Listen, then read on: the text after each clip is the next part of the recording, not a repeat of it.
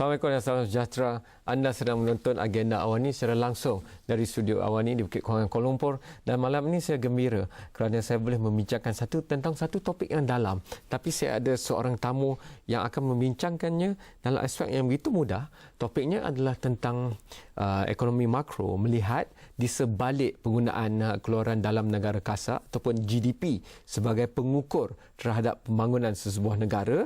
Tapi kita boleh bercakap tentang bola sepak juga, kerana Profesor dan peguam ini, beliau walaupun begitu pakar dalam bidang undang-undang antarabangsa dan juga perdagangan, tetapi juga seorang rakyat Brazil yang begitu sukakan bola sepak.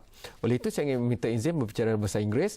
I would like to welcome Professor Dr. Ligia Maura Costa. Thank you so much. You're the full professor at Escola de Administração de Empresas de Sao Paulo, Fundação Getúlio Vargas. I'm trying to get that right. And you also you are a partner of the law firm Ligia Maura Costa, a well-known law firm, and you're the subject matter expert of international law, especially looking at growth and trade, for example. So I'd like to give you a piece of paper so that you can chat, some questions. I like to ask long questions, but I guess the first question is very, very simple.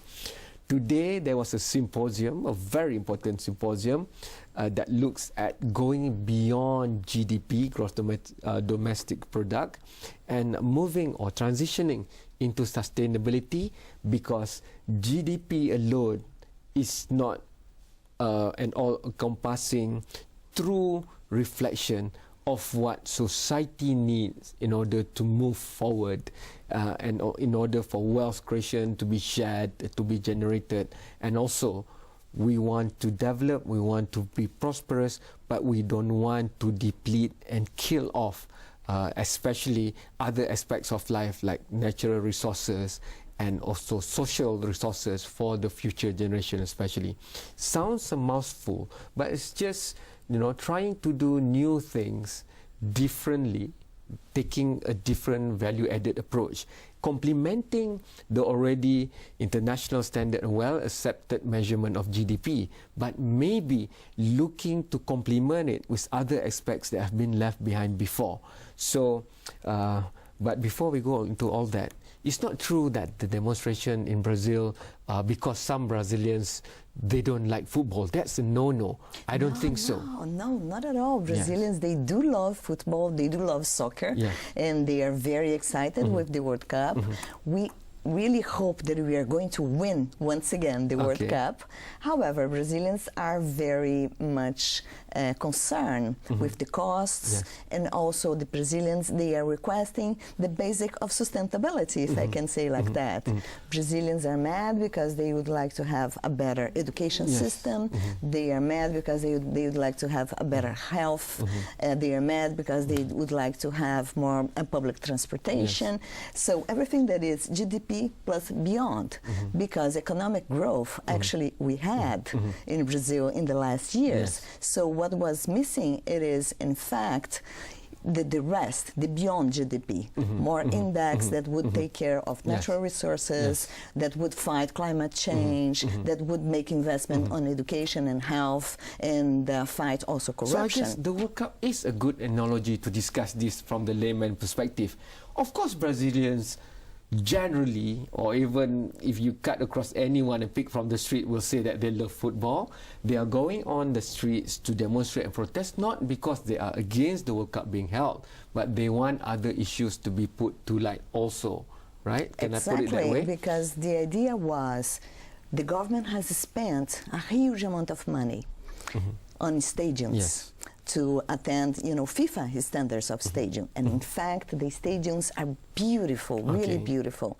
And the population says, so if we have so much money to build that beautiful stadiums, why not we do not have investments on the basics? Public education, health, public transportation, the basis of GDP beyond. Maybe because football is just like any other business nowadays. It involves a lot of money, and if you only look at infrastructure, capital or resources that we can produce, but we don't look at the social side of the impact, for example. And that also, if we look at the whole citizen of Brazil as the capital, the natural capital for us to build the next generation footballers, which will be multi-millionaires and bring back much needed foreign currency, for example. So then maybe that is more holistic rather than just measuring it from just the infrastructure side of stadiums and maybe football pitches and all that.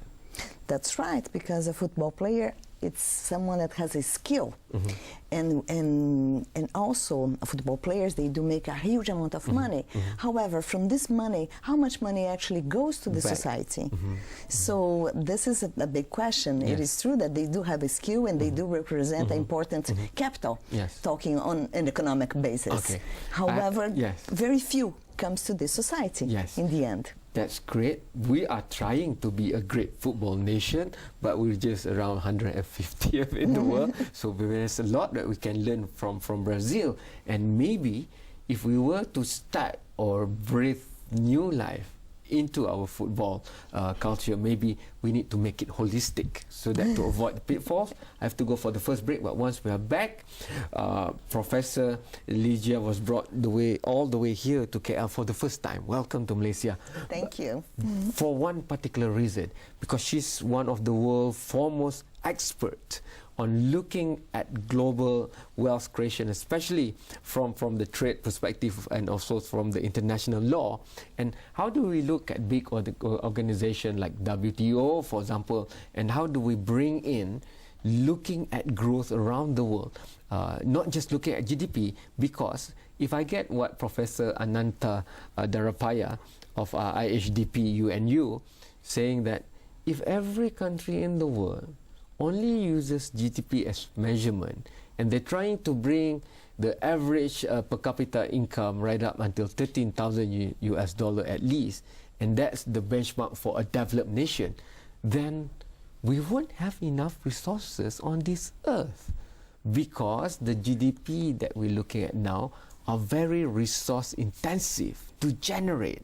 So we have to look at environment as a resource. For example, we have to look at human as a resource consideration. So let's discuss that after this short break, using and leveraging on the intelligence, very much sought after expertise of Prof. Ligia to maybe break down complex global discussions on trade, for example, into this. That after this short break.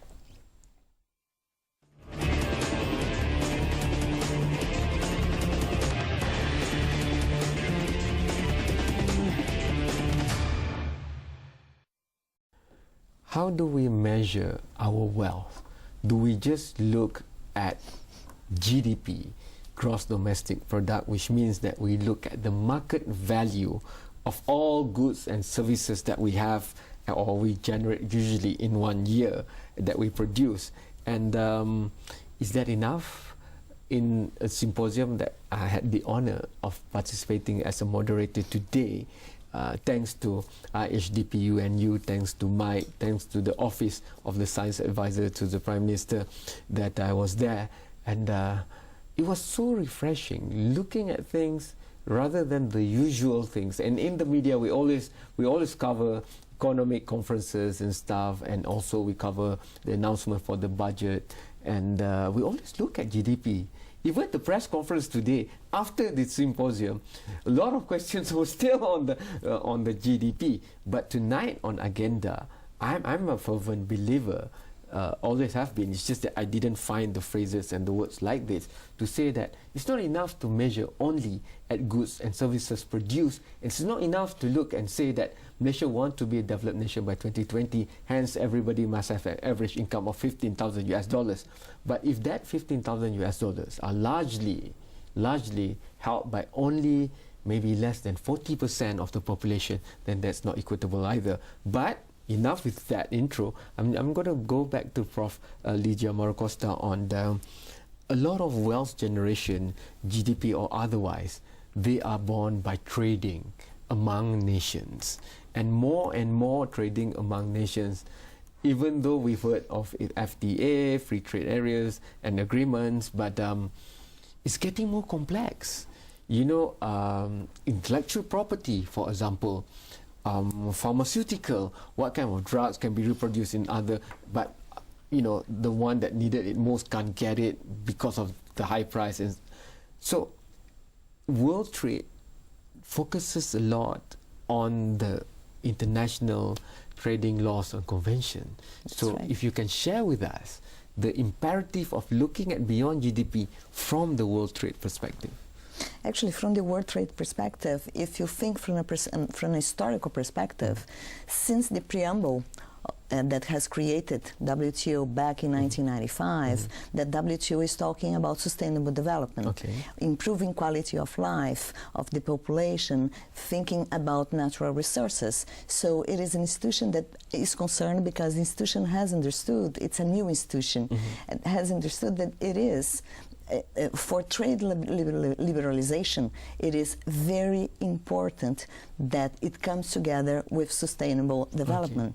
Otherwise, you're not going to achieve the objective of the institution, which is the trade liberalization, without progress, but progress, not economic progress only, plus than that. So that's the reason why you have the TRIPS agreement that tries to harmonize some legislation and make business a little bit more comfortable, as well as bring some protection for inventors.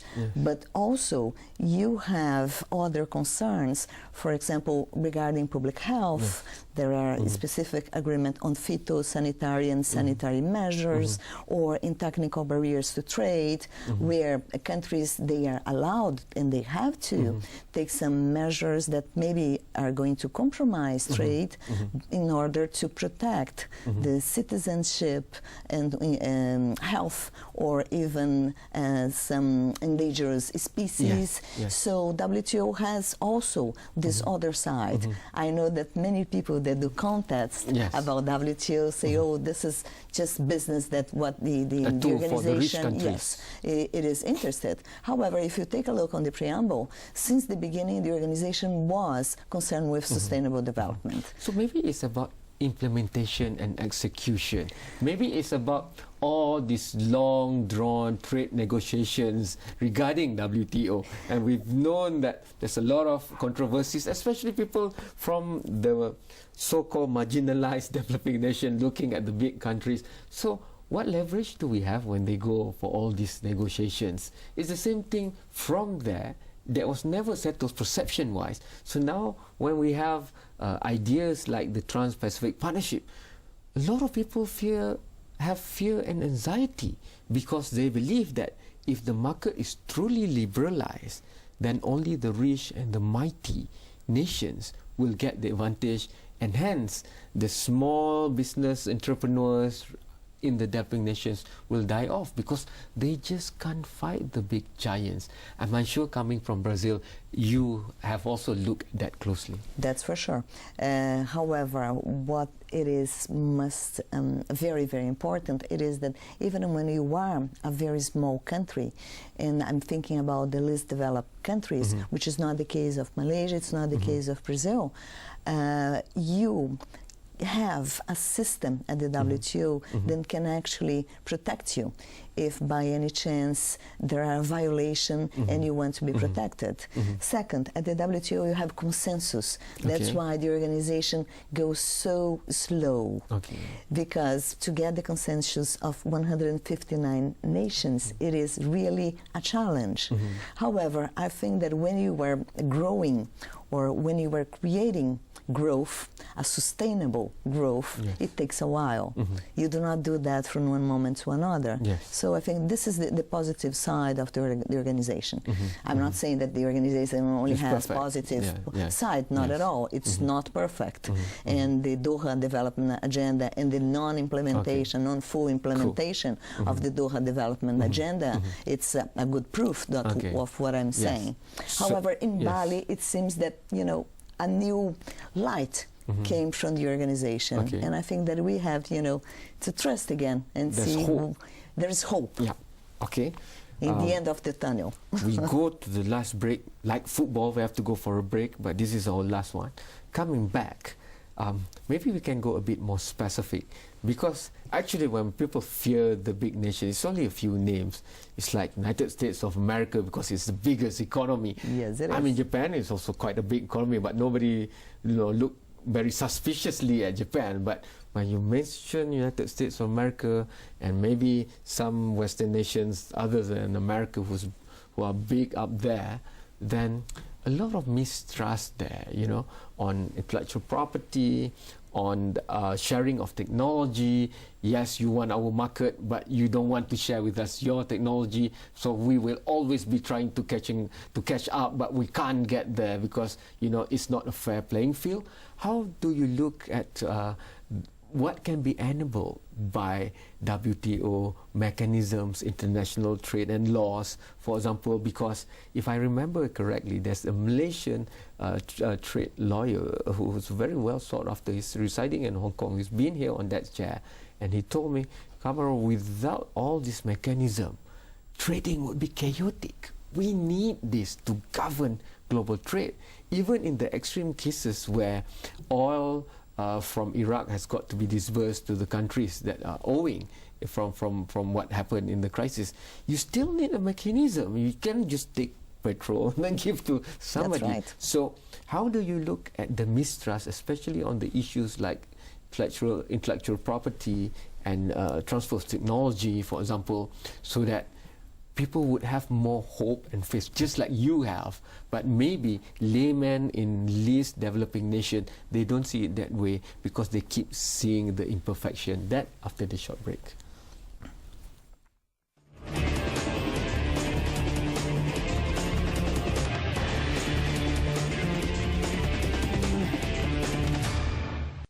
There's never enough time with great people on this show, but that's a good thing. That's when you're hitting it right. And WTO, global trade, there's no issue that in order for the whole population of the world to be wealthy in every aspect of the world, not just monetary, the world has got to exchange goods and services with one another. And to govern that, that's why you have platforms like WTO. But, developing nation and least developing nation are very skeptical. I mean, not in general, but there are pockets of people, and it's not a small sum, because they keep looking at the imbalances, looking at nations like the United States of America. Why wouldn't a platform like WTO only benefit those kind of powerful nations? I know you've said that it's a consensus, but and one numbers. country, one vote, yes, one which country, is one very vote. different from the World Bank, from the IMF. But one powerful country can have great leverage. I can go to some other country and say, if you vote with me, these are my trade-off with you. So maybe these are the things that happen maybe in small groups behind public eye that create dissatisfaction. But it's true. And question like transfer of technology is a real issue. Yes, it is. And when you are small, you have to be together. Yeah. And when you are together, you have more strength.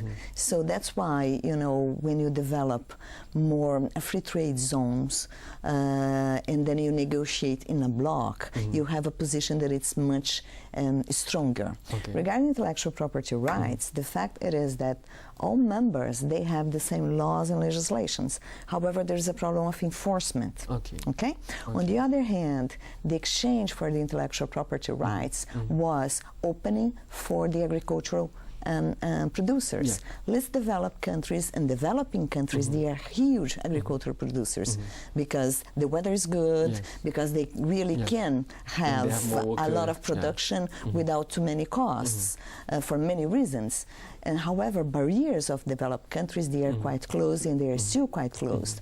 So this is why I think that, in Bali, it was really an advantage because for less developed countries on agricultural matters, they would have almost zero, they would have the barriers completely open for them. Going back to intellectual property rights, it was an exchange. So I will protect intellectual property rights. In exchange, you have to open specifically regarding agricultural products and textiles.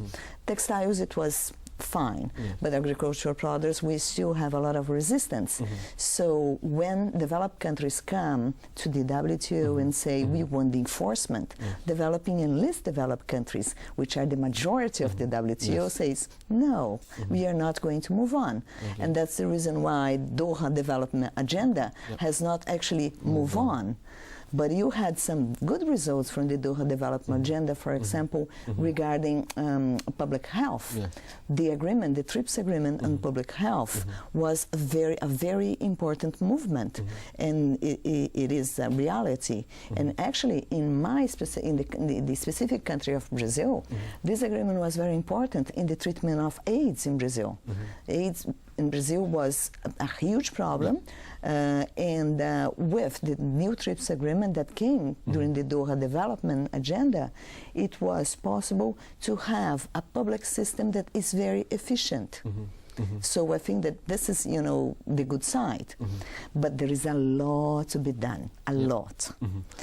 But when we talk about giants, it's always the problem. It's, giants in the economy, giants in certain industry like farming and farm produce. We do know that the Western nation have got large-scale farming and big corporations. If we look and huge subsidies. Huge subsidies. And if we look at the next generation crops, GMOs, for example, they have all the patents already marked, and I might have to eat rice. If I use their patent, then it will increase the cost because I have to pay to them. But now the argument is, because you use GMO, but if everybody uses GMO, then the price will come down. But why would I give up something that I've grown up with, for example? So it's also a barrier like that. That's so right. Maybe that's why we need to look beyond GDP. To see more than it. That's right. And I think that in this case, the idea behind the WTO, it is also to look to other issues and not only, economic growth. And since the beginning, the organization is saying that. However, I think that a good idea to actually become true, it takes a while. People have to understand, people have to suffer a little bit, like, for example, the climate change. I think that all countries are suffering with the climate change, and something has to be done. And I think that this is what happens with the WTO. And without WTO, after the 2008 financial crisis, the idea behind the countries would be to be closed and a lot of protectionism. They did not do that because of the WTO. So this is a positive aspect that many people forget. But it's a work in progress, and you've got to work together. Progress. You have to work together, and the good part, one country, one vote. And this is amazing at the international system. But in football, it's every country for themselves, so you still think that Brazil is going to win? I still think that Brazil has to win. All right. Okay. Thank you so much, Professor Ligia Maura Costa, for making time. It was really a pleasure to be here and with your audience as well. Thank you. And a pleasure to be in your country. Beautiful country. Don't leave our country too soon. So you can send in your own views, hantarkan pandangan anda sendiri tentang bagaimana untuk mengira bukan saja kemakmuran tapi kebahagiaan. Indeks itu penting, dan kita tak nak hanya mengukur tentang nilai mengikut kiraan wang sahaja, dan anda juga boleh muat turun aplikasi mudah alih Astro Awani untuk mengetahui dengan lebih lanjut lagi. Sekian, selamat malam, terima kasih, jumpa lagi. Thank you so much, Professor.